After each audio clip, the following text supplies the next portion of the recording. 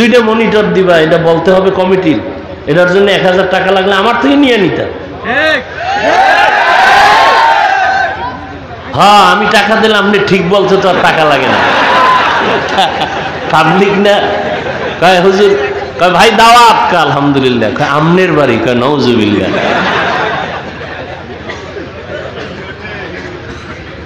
আল্লাহ রাগ করলেন?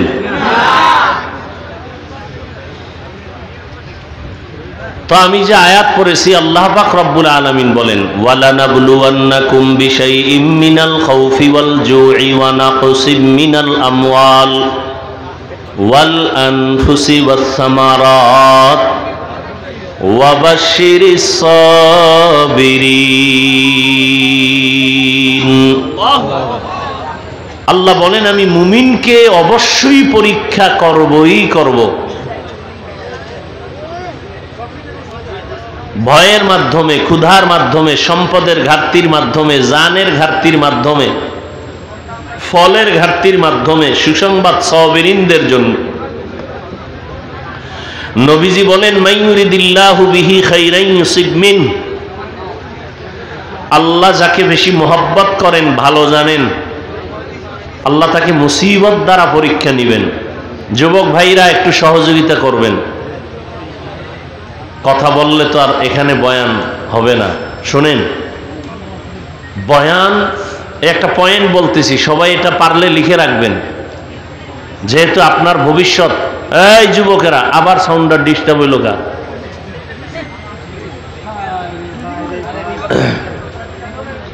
দে দে না, ওপার ও ভালো, দে ঠিক কর। নাই আচ্ছা, তুই ই কর, ভলিউম মোটামুটি ঠিক করে দে, বাস যা আছে।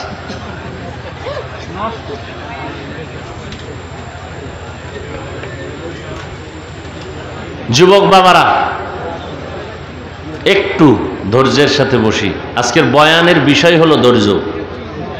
যে বিষয়টা নিছি শুধু ধৈর্যের উপরে বয়ান। আল্লাহ প্রত্যেকের ধৈর্য ধারণকারীদের মধ্যে কবুল করেন।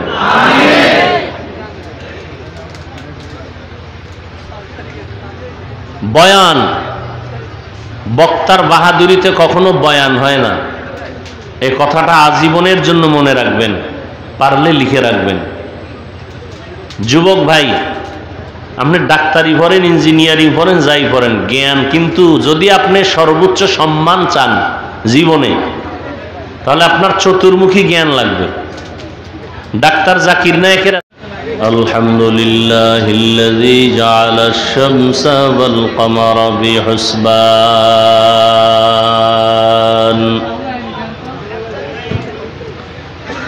ওয়ান নাজমা ওয়াশ শাজারা ইয়াসজুদান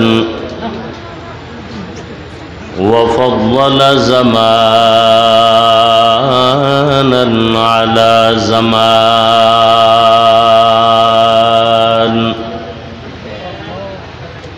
কামা ফাদ্দালা মাকানান আলা মাকান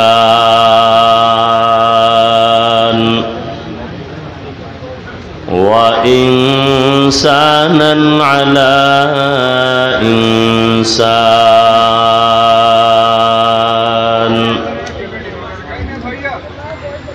ونشهد أن لا إله إلا الله وحده لا شريك له لا ضد له ولا ند له ولا مثل له ونشهد أن سيدنا وسندنا وحبيبنا وحبيب ربنا وطبيبنا وطبيب قلوبنا ومولانا محمدا عبده ورسوله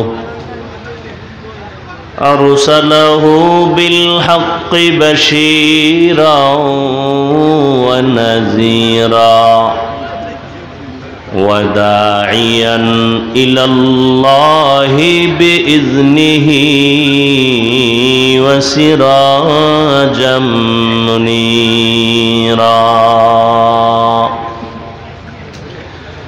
اللهم صل على محمد النبي الأمي وعلى آله وسلم تسليما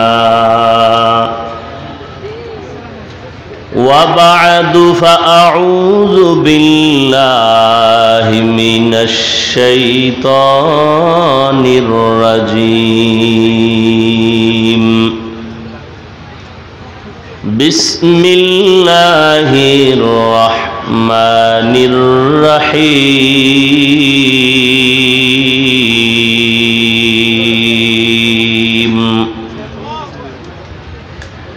وَلَنَبْلُوَنَّكُمْ بِشَيْءٍ مِّنَ الْخَوْفِ وَالْجُوعِ وَنَقْصٍ مِّنَ الْأَمْوَالِ وَالْأَنفُسِ وَالثَّمَرَاتِ وَبَشِّرِ الصَّابِرِينَ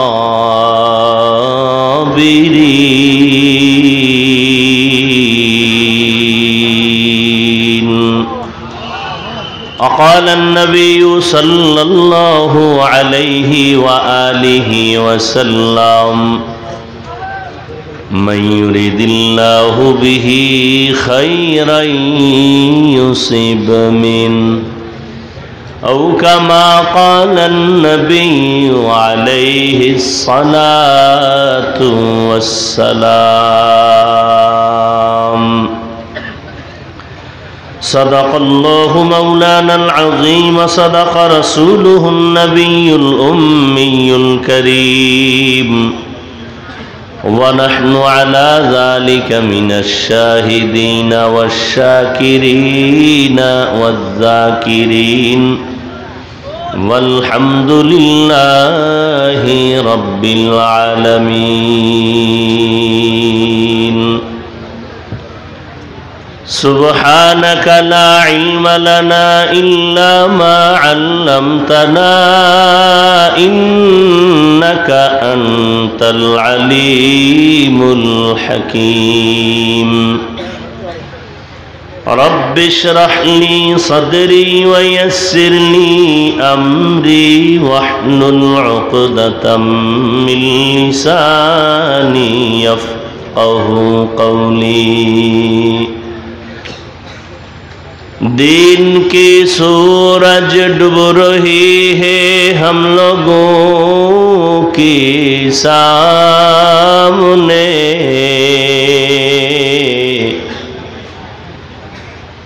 دین کی سورج ڈوب رہی ہے ہم لوگوں کی سامنے روز محشر کیا جواب ہے مصطفیٰ کی سامنے روز محشر کیا جواب ہے مصطفیٰ کی سامنے حقیقت کھل جائے گی بوقت امتحان تیرے حقیقت کھل جائے گی بوقت امتحان تیرے کہ سستی میں یا محنت میں گزاری زندگی تو نے کہ سستی میں یا محنت میں گزاری زندگی تو نے محمد نے آ کر کفر کو مٹایا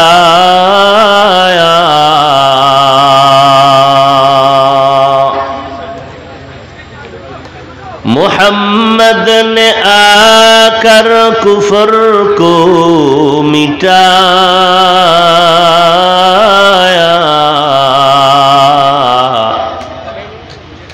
कुफर को मिटा कर सदाकत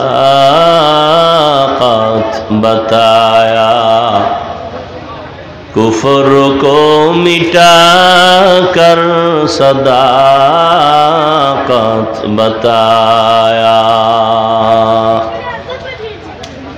এই সাউন্ড বাড়াও, কানে আওয়াজ আসতে হবে, আর সাউন্ড বাড়াও, আর রিভার্বটা দাও, ইকো দিবা না।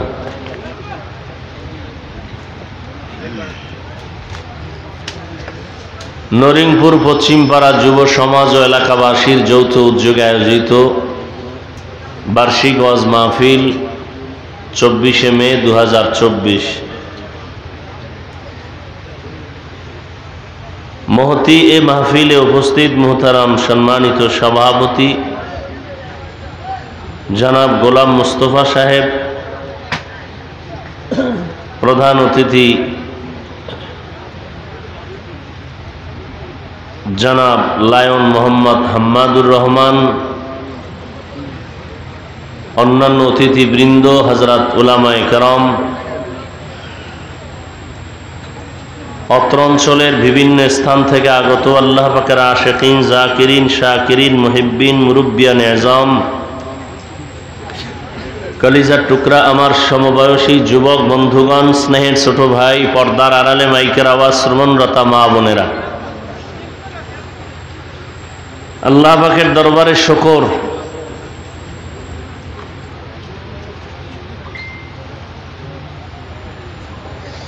এত পোকা যদি ঝামেলা করে,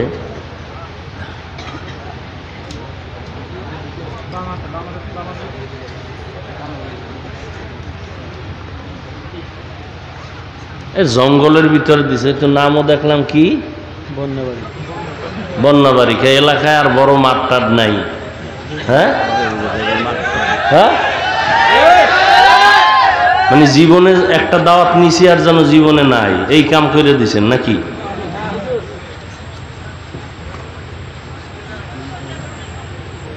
এ আমার কলিজার টুকরা হাম্মাদ ভাই, আমার নিয়মিত মুসল্লি গুলশানের, কতবার মসজিদ করছে যে হুজুর আপনি জুমাটা দিয়ে উদ্বোধন করেন। আমার চাঁদপুর থাকতে আসছিলাম, কিন্তু সুযোগ হয় না, মন চায় আসার জন্য। তো জানতাম না যে এর ঘরের লগে আজকে প্রোগ্রাম, আর সেও নাকি জানতো না। একটা প্রোগ্রাম সুন্দর করে করবে, কিছু মানুষ আছে মানে আর ঘরের দরজায় করা লাগবে, না হলে দোয়া সব ওদিকে যাবে, হ্যাঁ নাইব না। যাক, আল্লাহ সব ভাইকে কবুল করেন।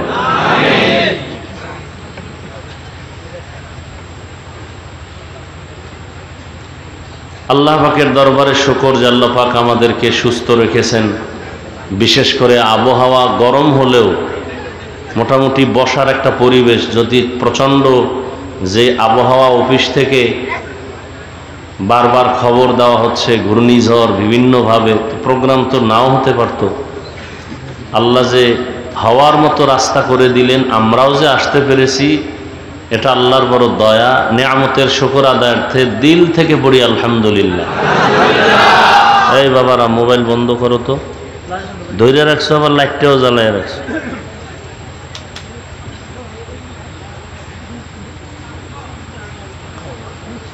দরুদ ও সালাম সৈয়দুল মুরসালিন রহমতুল্লিল আলমিন শফিউল মুজনিবিন খাতামুন নবিয়্যিন সৈয়দুস সাকালাইন ইমামুল মুরসালিন শফিয়ে আজম রসুল আকরম রহমত আলম নবীল আরব আল আজম हबीब किबरिया अशरफुल अंबिया सैयदुल अंबिया शफीअ महशर साक़ी कौसर आका नामदार मदीना का ताजदार आफ्ताब नबूवत फ़ख्र मौजूदात सैयदुल मखलूक़ात हज़रत मुहम्मदुर रसूलुल्लाह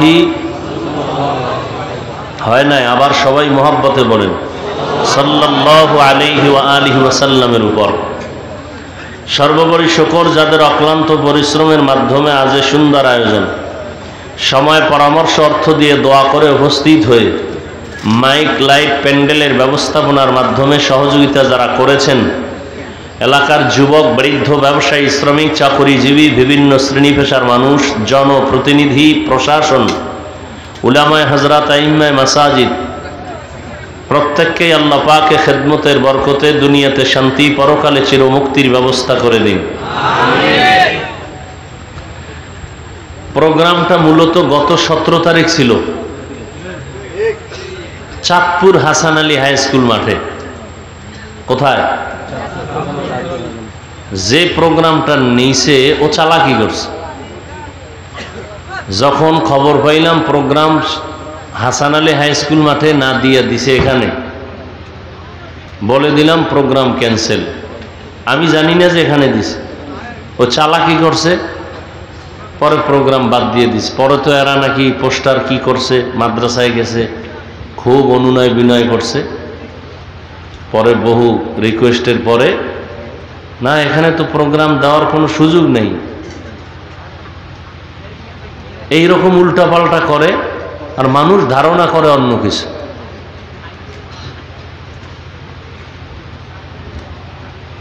সব জায়গায় ঝামেলা, সব জায়গায়। আমার সাথে যোগাযোগ নেই। আর পাবলিক কিছু মানুষ আছে এত আবেগ, যদি কয় হাফিজ সাহেবরা আইনে দেব 1 লাখ টাকা লাগবে, কয় 1.5 লাখ দেব, আপনার দেব 20,000, দিয়ে লাইছে 20,000, হে টাকা লই ভাগছে।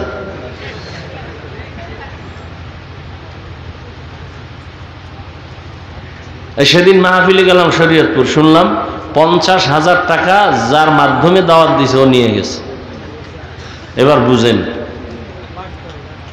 আর আমি তো কখনো হাত দিয়েও গনি না, কিন্তু গণ্যওয়ালাদের থেকে আলহামদুলিল্লাহ আল্লাহর শুকর বেশি পাই। মানুষ খুশিতে বেশি দেয়, মহব্বতে যা দেয় এর মধ্যে বরকত বেশি। এরপর তো বদনাম সব আমার উপরে। আফসোস নাই, যদি আমি আল্লাহর কাছে ভালো থাকি, সারা দুনিয়ার মানুষ আমাকে খারাপ বলল আমি ভালো, আর সারা দুনিয়াবাসী আমাকে ভালো বলুক, আল্লাহর কাছে যদি আমি খারাপ, তো আসলে আমি খারাপ। কি জ্বালাইতে তো আর কম জ্বালায় না। এখনো মাসে 2-1 বার পিরোজপুরে গিয়ে হাজিরা দেওয়া লাগে। এহসানের মামলা 8টা, কয়টা? অথচ আমার থেকে মাহফিল করছি, হাদিয়া দেয় নাই। ওই এহসানে অলিপুরি সাহেব বয়ান করছে, মুফতি মিজানুর রহমান সাইদ সাহেব, হাটহাজারীর হুজুর সহ বাংলাদেশের এমন কোন বড় বড় বক্তা নাই, বড় বড় আলেম নাই যারা ওই পিরোজপুরের ওই কিনা নূরে মদিনা এহসানের ওই মাদ্রাসার প্রোগ্রামে যায় না। দেওবন্দের ওলামায়ে কেরাম যারা আছে সবাই, মুহতামিম সাহেব, শাইখুল হাদিস, সবাই ওখানে গেছে। সব দোষ কার? কন্যাকা পিছে বয়ে যে বাসটা দেন, বুঝেন না? এখন কন আল্লাহর কাছে জবাব দিতে পারবেন নি, হিসাবটা কইরা লইয়েন।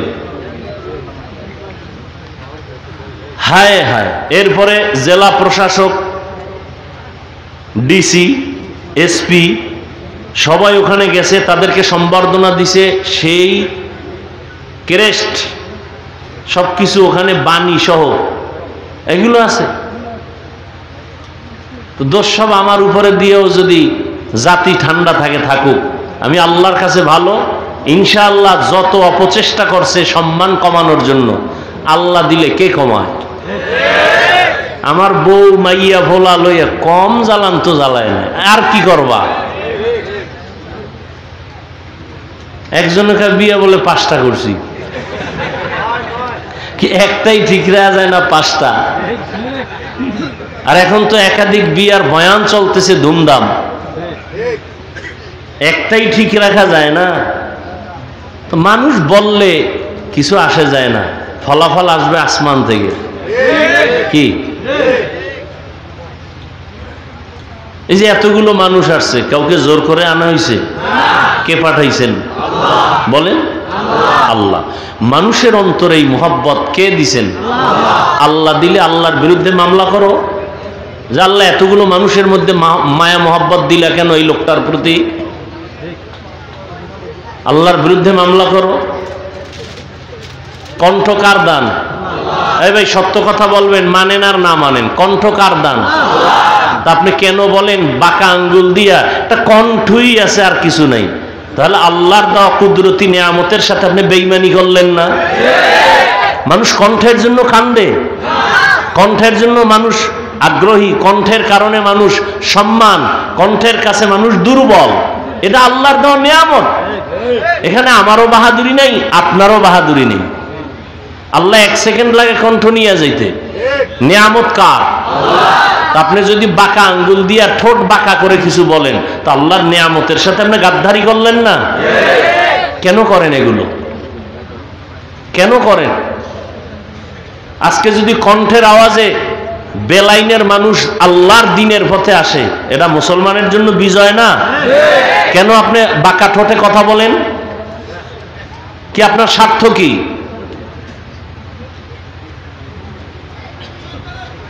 পরিচ্ছন্ন পবিত্র মানুষ কি বর্তমানে কেউ আছে? দোষারা মানুষ আসেনি। তাহলে এত এত তালাশ করেন কেন? পেছনে পড়েন কেন? নিজের হিসাব করেন, নিজের হিসাব করেন। আল্লাহ আমাদের সবাইকে কবুল করে। ওলামায়ে কেরাম আলোচনা করেছেন, আমিও আপনাদের কাছে দোয়ার জন্য আসছি, মোহাব্বত নিয়ে আসছি। এতগুলো যুবক দেখে আমার কলিজা ঠান্ডা হয়ে গেছে। আলহামদুলিল্লাহ, আমার প্রত্যেকটা যুবককে দ্বীনের খাদেম হিসেবে আল্লাহ কবুল করেন। রাসূল যুবকদের জন্য কলিজা ভরে দোয়া করছেন। নবী বলছেন, যুবকরা আমি মুহাম্মদের উপকার করেছে, বুড়ারা বিরোধিতা করেছে। আলহামদুলিল্লাহ। যুবক, তুমি এটা মনে কইরো না যে তোমাকে আমি এখনই মন্ত্র পড়াইয়া হুজুর বানাবো না। তুমি ডাক্তার হও, তুমি ইঞ্জিনিয়ার হও, আলহামদুলিল্লাহ দোয়া করে যাই, তোমাকে সাহস দিয়া যায়। তুমি একজন প্রফেসর হও, মুসলমানের সন্তান ডাক্তার, মুসলমানের গৌরব। মুসলমানের সন্তান ইঞ্জিনিয়ার, আদর্শবান, মুসলমানের গৌরব। আমি কেন হিংসা করব? আমি কেন পিছে পড়ব? উৎসাহ দিব যে হ্যাঁ তুমি ডাক্তার হও, ইঞ্জিনিয়ার হও, তবে একটা দাবি বেয়াদব হইও না। তোমার ব্যবহারে যেন মা বাবা কষ্ট না পায়, তোমার আচরণে যেন কোনো আলেম কষ্ট না পায়, তোমার ব্যবহারে যেন কখনো কোনো মুরব্বী কষ্ট না পায়। কারণ মানুষের দোয়া ছাড়া আগাইতে পারবা না। মা বাবার দোয়া বড় দামি জিনিস, মুরব্বীদের দোয়া, শিক্ষকের দোয়া বড় দামি জিনিস। এই জিনিসগুলো না থাকলে লেখাপড়া করতে পারবা, সফলতা জীবনে আসবে না। আমি হাফিজুর রহমানের কি আছে? তুমি বলবা কেন? আমি বলছি আমার কি আছে। কুয়াকাটা বঙ্গোপসাগর থেকে এখানে এসে চেয়ারে বসছি, খাওন নাই দাওন নাই, গরমে মানুষ বেকারার। আর এই গরমে মানুষ বসে আছে, কি আছে আমার মধ্যে? কিচ্ছু নাই। কিসের সার্টিফিকেট? সম্মান আল্লাহ দিলে কি সার্টিফিকেট লাগে? করোনা স্কুল বন্ধ, কলেজ বন্ধ, ভার্সিটি বন্ধ, ফ্যাক্টরি বন্ধ, ট্রেন বন্ধ, গাড়ি বন্ধ, ব্যবসা বন্ধ, চাকরি বন্ধ, একটা কোরআনের মাদ্রাসাও বন্ধ হয় নাই। এর নাম আল্লাহর দেওয়া সম্মান। করোনায় মাস্ক লাগাইছো 3টা, ট্রিপল মাস্ক। আর করোনার লাশগুলো, সন্তান বাবায় করোনায় মারা গেছে, সন্তান লাশটা বাইরে ফালায় দিছে লোক দিয়া, টাকা দিয়া, জানালা লক করে দিছে, খুলে দেখে নাই বাবার লাশ কুত্তায় খাইলো না জানাজা হইল। সেই শত শত করোনার লাশ আমার দেশের কিছু প্রশাসনের আইন শৃঙ্খলা, পুলিশ বাহিনী আর সিংহবাগ ওলামায়ে কেরাম টুপিওয়ালারা কাঁধে নিয়ে গোসল করায়া, কাফন পরায়া, জানাজা পরায়া দাফন করলেন। একজন হুজুরেও করোনায় মরে নাই। আর কি দেখতে চাও? চোখের সামনে আর কি দেখবা?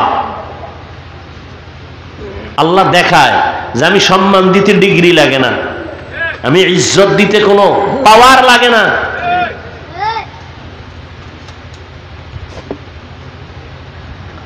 আল্লাহ আমাদের সব ভাইকে অহংকার মুক্ত জিন্দেগি দান করেন। ভাই তুমি সাউন্ডটা বাড়াইতে পারো না? রিভাবটা দিতে পারো না? বুঝো না রিভাব? বুঝো না তো দাও, রিভাব দাও। তোমার মনিটর কই? মনিটর দিবে না তুমি? বলবে কেন? বদনাম কি হেগো হইব না তোমার?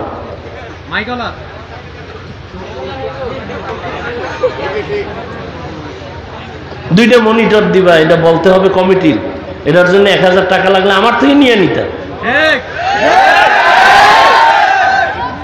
হ্যাঁ, আমি টাকা দিলাম, আপনি ঠিক বলতে তো আর টাকা লাগে না। পাবলিক না কয় হুজুর, কয় ভাই দাওয়াত, কয় আলহামদুলিল্লাহ, কয় আমনের বাড়ি, কয় নাউজুবিল্লাহ।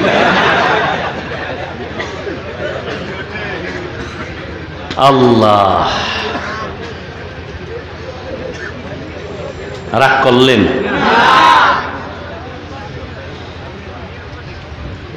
তো আমি যে আয়াত পড়েছি, আল্লাহ পাক রব্বুল আলামিন বলেন, ওয়ালানাবলুওয়ান্নাকুম বিশাইইম মিনাল খাউফি ওয়াল জুই ওয়া নাকসিম মিনাল আমওয়াল ওয়াল আনফুসি ওয়াস সামারাত ওয়া বাশশিরিস সাবিরিন।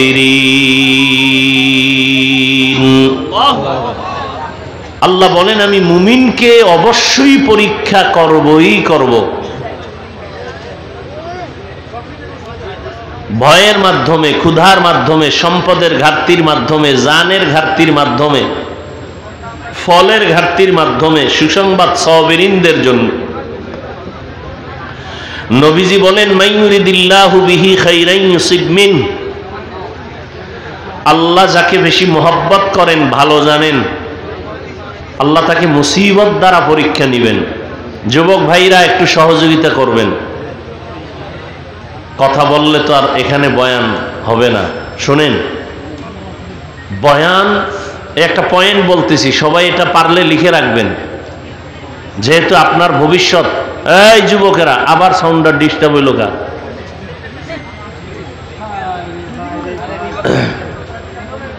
দে দে না, ওপার ও ভালো, দে ঠিক কর। নাই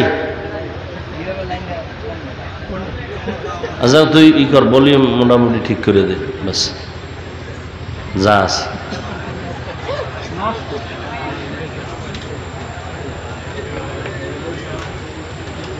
যুবক বাবারা,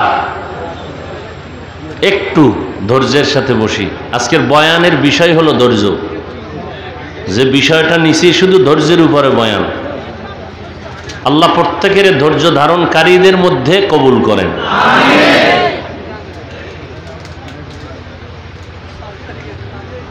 বয়ান, বক্তার বাহাদুরিতে কখনো বয়ান হয় না। এই কথাটা আজীবনের জন্য মনে রাখবেন, পারলে লিখে রাখবেন। যুবক ভাই, আপনি ডাক্তারি পড়েন, ইঞ্জিনিয়ারিং পড়েন, যাই পড়েন, জ্ঞান কিন্তু যদি আপনি সর্বোচ্চ সম্মান চান জীবনে, তাহলে আপনার চতুর্মুখী জ্ঞান লাগবে। ডাক্তার জাকির নায়েকের এত সুনাম কেন? একদিকের জ্ঞান আছে, সে একদিকের ডাক্তার, কিন্তু আজকে তার সুনাম চতুর্মুখী। মানুষকে জ্ঞানে বহুদূর নিয়ে যায়, গবেষণায় অনেক আগায় দেয়।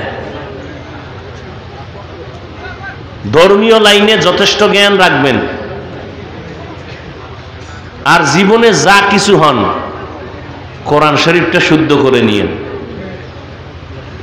অনুরোধ থাকলো আমার, যে লাইনে যান। আজকে ডাক্তার জাকির নায়েক সাহেবের দুর্বলতা এক জায়গায়, কোরআন শরীফ শুদ্ধ নেই।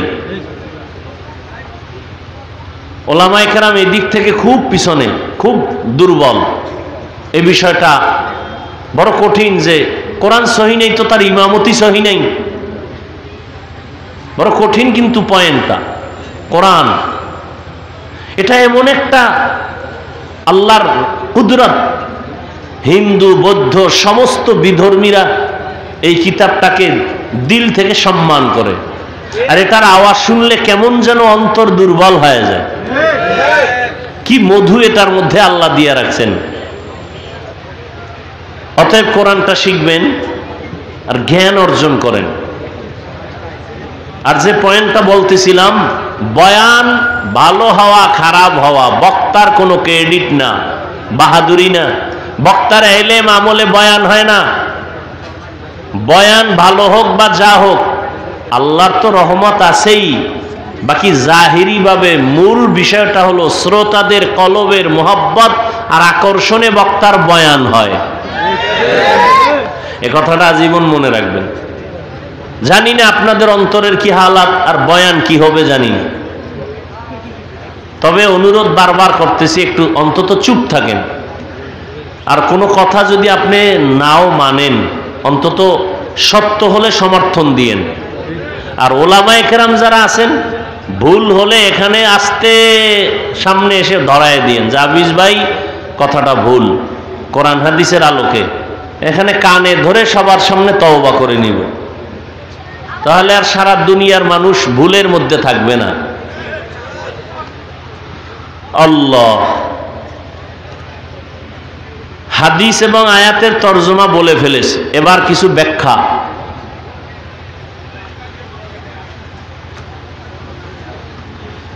আল্লাহর নবী বলেন এবং আল্লাহ যে আয়াতে বললেন আমি পরীক্ষা করব, নবীও বলেন আল্লাহ যাকে ভালোবাসেন তাকে মুসিবতের দ্বারা পরীক্ষা নিবেন। তাহলে বোঝা গেল মুসিবত আসা এটা আল্লাহর প্রিয় বান্দাদের জন্য বড় নেয়ামত, আল্লাহর প্রিয় বান্দাদের জন্য নেয়ামত। এজন্য আমাদের আকাবিরিন যারা আহলুল্লাহ, এরা মুসিবত আসলে আগে মাঝে মাঝে আলহামদুলিল্লাহ বলতেন, অথচ বলবে ইন্না লিল্লাহ। আলহামদুলিল্লাহ বলতেন কেন? ভাবতেন যে আল্লাহর কুদরতের নজর দিয়া নেয়ামত দিছেন, নেয়ামতের শুকর আদায় করলাম। মুসিবত আসে কখনো গুনাহের কারণে, কখনো আসে পরীক্ষামূলক, আল্লাহ ধৈর্যের পরীক্ষা নিবেন। আর কখনো আল্লাহ মুসিবত দিয়া বান্দার মর্যাদা বাড়াবেন। বান্দা যে আমল করে তাতে মর্যাদার কাছে যাবে না, কিন্তু আল্লাহর কাছে সে প্রিয়। আল্লাহ তাকে মুসিবত দিয়া মর্যাদা বাড়ায় দেন।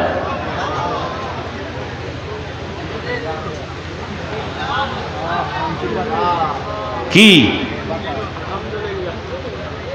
বৃষ্টি, বৃষ্টি এতদিন দোয়া করছেন, উল্টা মোনাজাত করছেন, বৃষ্টি দাও, এখন উড়েন কা? দেখছেন একটু বাতাস আসতেছে, ভাল লাগে না?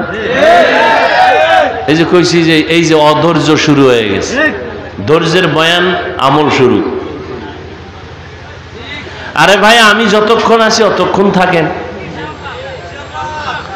যদি পরিবেশ আল্লাহ বসতে না দেয় আমরা জোর করে বসতে পারবো? তা আল্লাহ তো একটু এই যে বয়ানটাই চলতেছে পরীক্ষা নিয়ে, আল্লাহ একটু পরীক্ষা করবেনই, মুসিবত দিয়া পরীক্ষা করবেন। ধৈর্যের সাথে বসেন, আল্লাহ পাক কামিয়াবি দান করেন। আল্লাহ আমাদেরকে পরীক্ষায় পাশ করার তৌফিক দান করেন। তো আল্লাহ যাকে মহব্বত করবেন তাকে পরীক্ষা নেবেন। নুজহাতুল মাজালিস নামক কিতাবে একটা ঘটনা পেয়েছি ধৈর্যের সম্পর্কে।